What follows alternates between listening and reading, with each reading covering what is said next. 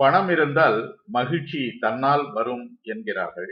பணம் மகிழ்ச்சியை கொண்டு வராது என்கிறார்கள் விஷயம் தெரிந்த பலர். பணம் பந்தியிலே குலம் குப்பையிலே என்கிறார்கள். மனம் எப்போது மகிழ்ச்சி அடையும்? மகிழ்ச்சி என்பது எதில் இருக்கிறது? அது பற்றி அறிஞர் பெருமக்கள் என்ன சொல்லி இருக்கிறார்கள் என்று பார்க்கலாம். மனம், வாக்கு, செயல் இந்த மூன்றும் முரண்படாமல் பார்த்து கொள்ளுங்கள். மகிழ்ச்சி உங்களை தேடி வரும் என்கிறார் மகாத்மா காந்தியடிகள், நமது தேசப்பிதா. ஆப்ரஹாம் லிங்கன் சொல்லுகிறார், உங்கள் மகிழ்ச்சியை தீர்மானிப்பது உங்கள் மனம்.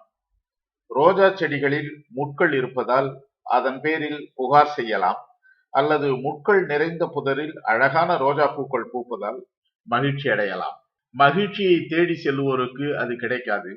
காரணம், பிறரின் மகிழ்ச்சிக்காக பாடுபவர்களுக்கு மட்டுமே அது கிடைக்கும் என்பது அவர்களுக்கு தெரியாது என்று சொன்னவர் மார்ட்டின் லூதர் கிங்.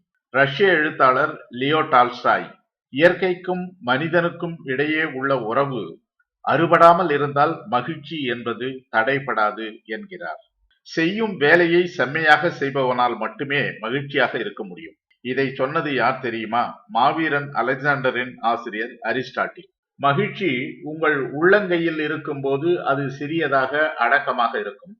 அது உங்கள் கையை விட்டு தொலைதூரத்திற்கு செல்லும் போதுதான் அது எவ்வளவு பெரியது, அரியது என்று தெரியும். இதை சொல்லுபவர் உலக பிரசித்தி பெற்ற தாய் நாவலை எழுதிய ரஷ்ய எழுத்தாளர் மாக்சிம் கார்கி அவர்கள். 20ஆம் நூற்றாண்டின் இணையற்ற விஞ்ஞானி ஆல்பர்ட் ஐன்ஸ்டீன் அறிவியல் ரீதியாக என்ன சொல்லுகிறார் என்று பாருங்கள். மகிழ்ச்சியுடன் வாழ வேண்டும் என்றால் அதனை ஒரு இலக்குடன் இறுக்கமாக கட்டிக்கொள்ளுங்கள். அந்த இலக்கு ஒரு பொருளாகவோ மனிதராகவோ இருக்க வேண்டும் என்ற அவசியமில்லை. 1930ஆம் ஆண்டின் பெரும் பஞ்சத்திலிருந்து அமெரிக்காவை பாதுகாத்த 32வது ஜனாதிபதி பிராங்க்லின் டி ரூஸ்வெல்ட் அவர்கள், மடி நிறைய காசு பணம் வைத்திருப்பதால் வருவதல்ல மகிழ்ச்சி, அதற்கு சத்தமில்லாத சாதனைகளும் பஞ்சமில்லாத படைப்புகளும் வேண்டும் என்கிறார்.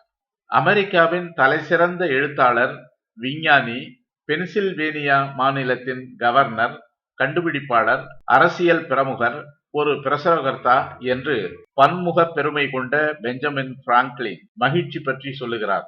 மகிழ்ச்சி என்பது மிகுதியாக மனம் மாற்றங்களின் விளைவாக ஏற்படுவது. அது வெளிப்புற சூழல் மாற்றங்களால் ஏற்படுவது அல்ல.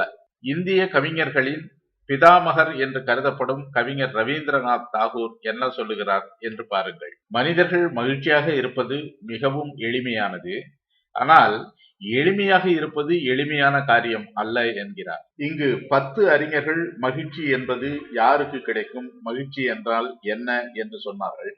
இதில் எனக்கு பிடித்தது இதுதான். பிறருக்கு யார் உதவியாக இருக்கிறார்களோ மகிழ்ச்சி அவர்களை தேடி செல்லும் என்ற கருத்து எனக்கு மிகவும் பிடித்தது.